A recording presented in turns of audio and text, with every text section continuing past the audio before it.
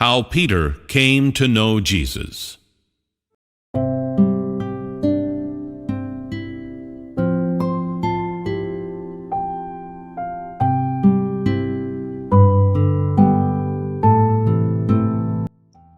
పేతురు యేసుతో గడిపిన కాలంలో అతను యేసులో చాలా ప్రేమగల లక్షణాలను, అనుకరణకు అర్హమైన అనేక అంశాలను మరియు అతని అవసరతలను తీర్చిన అనేక అంశాలను చూశాడు.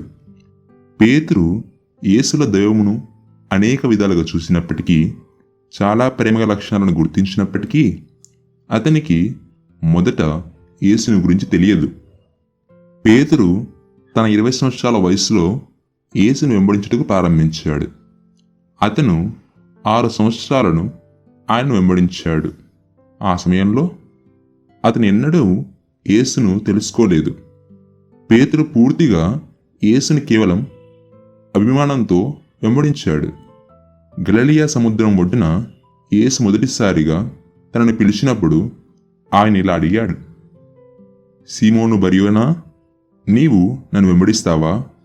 పేతురు ఇలా అన్నాడు, నేను పరలోకపు తండ్రి ద్వారా పంపబడిన వాడినే వెంబడించాలి. పరిశుద్ధాత్మ ద్వారా ఎన్నుకోబడిన వ్యక్తిని నేను గుర్తించాలి. నేను నిన్ను వెంబడిస్తాను. ఆ సమయంలో పేతురు అప్పటికే యేసు అనే వ్యక్తి గురించి విని ఉన్నాడు. అతడు ప్రవక్తలలో గొప్పవాడు, దేవుని ప్రియమైన కుమారుడు అని తెలుసుకొని ఉన్నాడు. మరియు పేతురు నిరంతరం ఆయనను కనుగొనాలని ఆశిస్తూ ఆయనను చూసి అవకాశం కోసం ఎదురు చూస్తూ ఉండేవాడు. ఎందుకంటే అతను పరిశుద్ధాత్మ ద్వారా అలా నడిపించబడ్డాడు. పేతురు ఆయనను ఎన్నడూ చూడనప్పటికీ మరియు ఆయన గురించి పుకార్లు మాత్రమే విన్నప్పటికీ క్రమంగా అతని హృదయంలో యేసు పట్ల ఆతృత మరియు ఆరాధన భావం పెరిగింది. మరియు అతను ఒక రోజున యేసును చూస్తాననే ఆశను కలిగి ఉండేవాడు. మరి పేతురును యేసు ఎలా పిలిచాడు? గలిలయ సముద్రానికి వెళ్ళు, అక్కడ సీమోను బర్యోనా అనే వ్యక్తి ఉన్నాడు అని ఆయన పరిశుద్ధాత్మ ద్వారా ఉపదేశించబడినప్పటికీ ఆయన పేతురు అనే వ్యక్తి గురించి విని ఉండెను.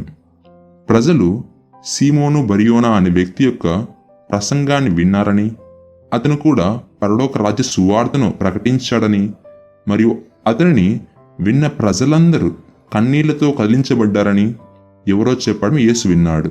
ఇది విన్న తర్వాత యేసు ఆ వ్యక్తిని వెతుకుతూ గలిలయ సముద్రపు వెళ్ళాడు. పేతురు యేసు పిలుపుకు అంగీకరించిన ఆ క్షణమే అతను ఆయన్ను వెంబడించాడు. అతను యేసును అనుసరించే సమయంలో పేతురు ఆయన గురించి అనేక అభిప్రాయాలు ఏర్పరచుకొని ఎల్లప్పుడూ తన సొంత దృష్టికోణం నుండి ఆయనను ఒక అంచనా వేసుకునేవాడు. పేతురుకు ఆత్మను గురించిన ఒక స్థాయి అవగాహన కలిగి ఉన్నప్పటికీ అతని అవగాహనలో కొంత మటుకు అస్పష్టత ఉంది.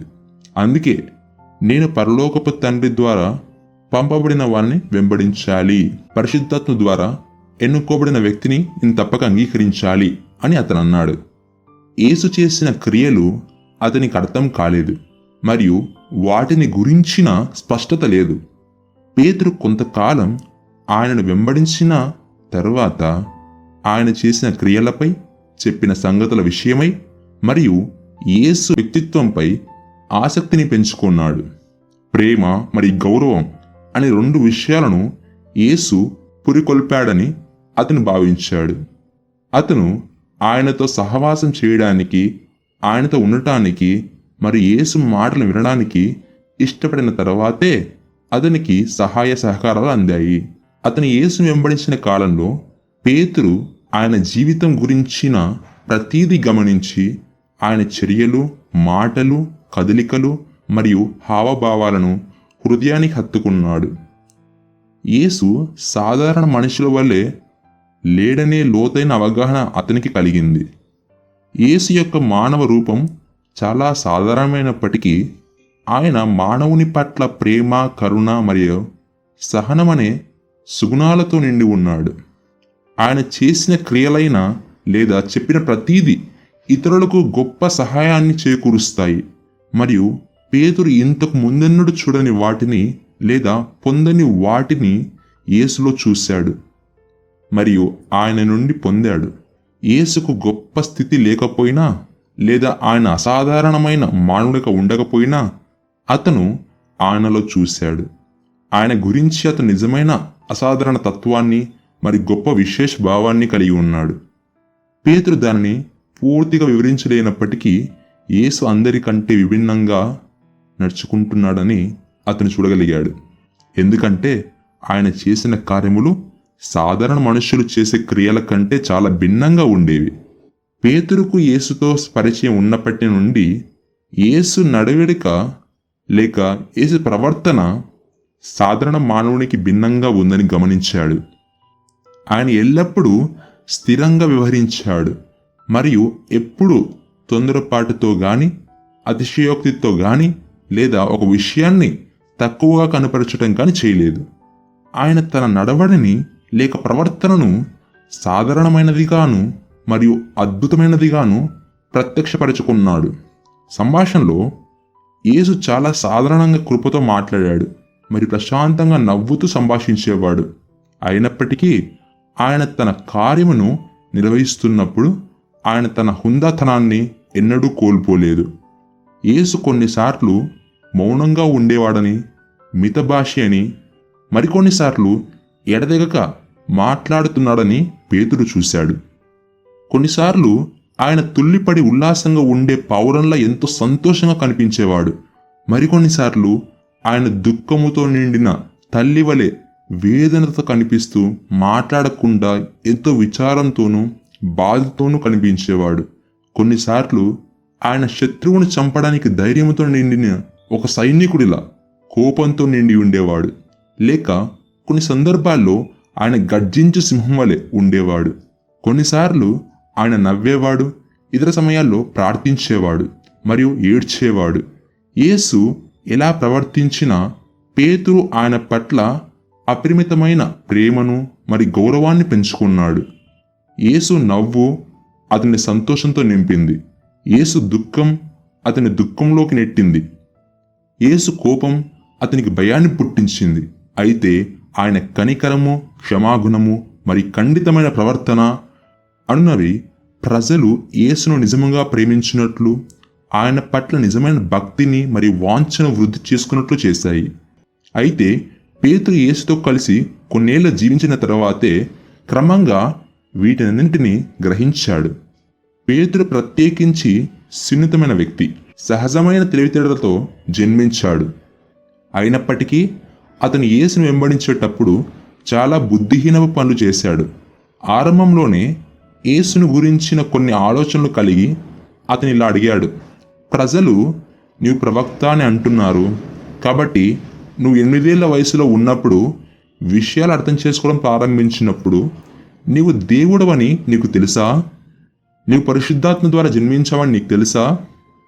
ఆ ప్రశ్నలకు యేసు ఇలా జవాబిచ్చాడు: లేదు, నాకు తెలియదు.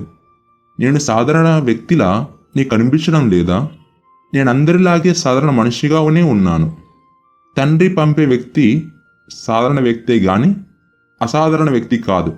నేను చేసే కార్యము నా పరలోకపు తండ్రిని సూచించిన నేను నా వ్యక్తిత్వం మరియు ఈ భౌతిక శరీరము నా పరలోకపు తండ్రిని స్ఫూర్తిగా సూచించవు, కానీ ఆయనలో నా ఒక భాగాన్ని మాత్రమే సూచిస్తాయి. నేను ఆత్మ నుండి వచ్చినప్పటికీ నేను సాధారణ వ్యక్తినే మరియు నా తండ్రి నన్ను ఈ భూమికి అసాధారణమైన వ్యక్తిగా పంపలేదు, కానీ సాధారణ వ్యక్తిగానే పంపాడు. పేతురు ఇది వినిన తర్వాత యేసుని గురించి కొంత అవగాహన ఏర్పడింది. యేసు చేసిన కార్యమును గూర్చి, ఆయన బోధను గూర్చి, ఆయన కాపరత్వమును గూర్చి మరియు ఆయన నిలదొక్కునే విధానం గూర్చి లెక్కలేనంత సమయాన్ని గడిపి వాటిని చూచిన తర్వాత మాత్రమే అతను చాలా లోతైన అవగాహన పొందాడు. యేసు తన 30వ సంవత్సరంలో ఉన్నప్పుడు పేతురుతో తన రాబోయే శిలువ మరణాన్ని గురించి చెప్పాడు మరియు అతను మానవాళిని విమోచించడానికి ఒక కార్యమును చేయడానికి వచ్చానని చెప్పాడు. అనగా శిలువ కార్యమును చేయడానికి వచ్చాడని చెప్పాడు. శిలువ వేయబడిన 3 రోజుల తర్వాత మనుష్య కుమారుడు తిరిగి లేస్తాడని, లేచిన 40 రోజుల వరకు ప్రజలకు కనిపిస్తాడని కూడా యేసు పేతురుతో చెప్పాడు. ఈ మాటలు విన్నప్పుడు పేతురు విచారించి ఈ మాటలను మనసుకు తీసుకున్నాడు. అప్పటి నుండి యేసుకు మరింత దగ్గరయ్యాడు. కొంతకాలం ప్రత్యక్షానుభవం తరువాత యేసు చేసినదంతా దేవునికి సంబంధించినదని పేతురు గ్రహించి యేసు అసామాన్యమైన ప్రేమగలవాడని భావించాడు. అతని ఈ అవగాహన వచ్చినప్పుడు మాత్రమే పరిశుద్ధాత్ముడు తన అంతరంగమును వెలిగించాడు. ఆ సమయంలో యేసు తన శిష్యుల వైపు మరియు అనుచరుల వైపు తిరిగి ఇలా అడిగాడు, యోహాను, నన్ను గురించి నీవు ఏమనుకుంటున్నావు? అందుకు యోహాను, నీవు మోషే అని జవాబిచ్చాడు. ఆయన లూకా వైపు తిరిగి, లూకా, నన్ను ఏమని అనుకుంటున్నావు అని అడిగాడు. అందుకు లూకా, నీవు ప్రవక్తలలో గొప్పవాడు అని జవాబిచ్చాడు. ఆయన ఒక సోదరుని కూడా ఇలా అడిగాడు.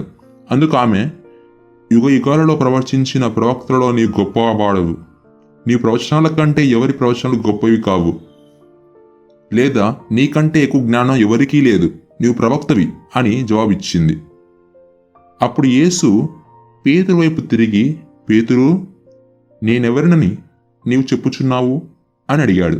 అందుకు పేతురు, నీవు సజీవుడవైన దేవుని కుమారుడు అయిన క్రీస్తు, నీవు పరలోకం నుండి వచ్చావు, నువ్వు భూమికి చెందినవాడవు కాదు, నీవు దేవుడు చేసిన సృష్టి వల్ల చేయబడలేదు, మేము భూమిపై ఉన్నాము, మరి నీవు మాతో ఇక్కడ ఉన్నావు, కానీ నీవు పరలోకమునకు చెందినవాడవు, కానీ ఈ లోకమునకు చెందినవాడవు కాదు, భూమికి చెందినవాడవు కాదు అని జవాబిచ్చాడు. అతను పొందిన అనుభవం ద్వారా పరిశుద్ధాత్ముడు అతను వెలిగించి ఈ గ్రహింపును కలిగించాడు. అతనికి ఈ జ్ఞానోదయం కలిగిన తర్వాత యేసు చేసిన ప్రతి దాన్ని మరింత ఎక్కువగా మెచ్చుకున్నాడు. ఆయన మరెక్కువగా ప్రేమించదగిన వాడని భావించాడు. మరి యేసు నుండి విడిపోవడానికి అతని హృదయంలో ఎప్పుడూ ఇష్టపడలేదు. కాబట్టి యేసు శిలువ వేయబడి పునరుత్థానమైన తర్వాత మొదటిసారిగా పేతురుకు తనను తాను బయలుపరుచుకున్నప్పుడు పేతురు అమితమైన ఆనందంతో ఇలా అరిచాడు, ప్రభూ, నువ్వు తిరిగి లేచావు. అప్పుడు పేతురు ఏడుస్తూ చాలా పెద్ద చేపను పట్టుకొని దాన్ని వండి యేసుకు వడ్డించాడు. యేసు నవ్వాడు, కానీ మాట్లాడలేదు. యేసు పునరుత్థానమయ్యాడని పేతురుకు తెలిసినప్పటికీ దానిలోని మర్మాన్ని అర్థం చేసుకోలేదు. అతను యేసుకు తినడానికి చేపను ఇచ్చినప్పుడు యేసు దాన్ని తిరస్కరించలేదు, మాట్లాడలేదు, మరి తినడానికి కూర్చోలేదు. బదులుగా ఆయన హఠాత్తుగా అదృశ్యమయ్యాడు. ఇది పేతురుకు దిగ్భ్రాంతిని కలిగించింది. మరియు పునరుత్థానమైన యేసు మునపటి యేసుకు భిన్నమైన వాడని అప్పుడే పేతురుకు అర్థమైంది. ఒకసారి పేతురు దీన్ని తెలుసుకున్నాక దుఃఖపడ్డాడు. మరియు ప్రభు తన కార్యమును పూర్తి చేశాడని తెలుసుకుని అతను ఎంతో ఆదరణ పొందాడు. యేసు చేయవచ్చిన తన కార్యాన్ని పూర్తి చేశాడని, ఆయన మనుషులతో గడిపే సమయం ముగిసిందని, అప్పటి నుండి మనుషులు ఆయన దారిలో నడవాలని తెలుసుకున్నాడు. పాత్రలో ఉన్నటువంటి చేదు పానీయాన్ని నేను త్రాగినట్లుగానే నీవు కూడా త్రాగాలి. పునరుత్థానం తరువాత యేసు చెప్పినది ఇదే. నేను నడిచిన మార్గంలో నీవు కూడా నడవాలి. నీవు నా కోసం ప్రాణాలని కూడా అర్పించాలి. ఇప్పటి వలె కాకుండా ఆ కాలంలో ముఖాముఖి సంభాషణలు జరగలేదు. కృపాయుగంలో పరిశుద్ధాత్మ కార్యం ప్రత్యేకంగా మరుగు చేయబడినందున పేతురు చాలా కష్టాలను అనుభవించాడు. కొన్నిసార్లు పేతురు ఆక్రోశంగా, దేవా, నాకు ఈ జీవితం తప్ప మరేమీ లేదు, ఇది నీకు అంతగా విలువైనది కానప్పటికీ నేను దీనిని నీకు ప్రతిష్ఠించాలని అనుకుంటున్నాను. మానవులు నిన్ను ప్రేమించడానికి అనర్హులమైనప్పటికీ వారి ప్రేమ హృదయాలు నిరర్థకములైనప్పటికీ మానవుల హృదయాలలో కోరిక నీవు తెలుసని నేను నమ్ముచున్నాను. మరి మానవ శరీరాలు నీ అంగీకారమునకు అనుగుణంగా లేనప్పటికీ నీవు నా హృదయాన్ని అంగీకరించాలని నేను కోరుకుంటున్నాను అని చెప్పేవాడు. ఇలా ప్రార్థనలు చేయడం అతనికి ప్రోత్సాహాన్ని ఇచ్చాయి. నేను నా హృదయాన్ని పూర్తిగా దేవునికి ప్రతిష్ఠించడానికి సిద్ధంగా ఉన్నాను. నేను దేవుని కోసం ఏమీ చేయలేనప్పటికీ నేను విధేయతతో దేవుని సంతృప్తిపరచడానికి మరియు హృదయపూర్వకంగా ఆయనకు ప్రతిష్ఠించుకోవడానికి సిద్ధంగా ఉన్నాను. దేవుడు నా హృదయాన్ని చూస్తాడని నేను నమ్ముచున్నాను అని ఇలాంటి ప్రత్యేకమైన ప్రార్థనలు చేసినప్పుడు మరింత ఎక్కువ ప్రోత్సాహాన్ని పొందుకునేవాడు. నేను నా జీవితంలో ఏమీ కోరను, కానీ దేవుని పట్ల నా ప్రేమ మరియు నా హృదయ వాంఛలను దేవుడు అంగీకరించాలి. నేను చాలా కాలం ప్రభువైన యేసుతో ఉన్నాను, అయినప్పటికీ నేను ఆయనను ఎన్నడూ ప్రేమించలేదు. ఇది నాకున్న అతి పెద్ద రుణం. నేను ఆయనతో కలిసి ఉన్నప్పటికీ ఆయన తెలుసుకోలేదు, మరియు నేను ఆయన వెనుక సంగతులు కూడా మాట్లాడాను. ఈ విషయాల గురించి ఆలోచిస్తే నేను ప్రభువైన యేసుకు మరింత రుణపడి ఉంటాను అని పేతురు చెప్పాడు. నేను దుమ్ము ధూళి కంటే అతి తక్కువ వాడను. నమ్మదగిన ఈ హృదయాన్ని దేవునికి అంకితం చేయడం తప్ప నేనేమి చేయగలను అని అతను ఎల్లప్పుడూ ఈ విధంగా ప్రార్థించేవాడు.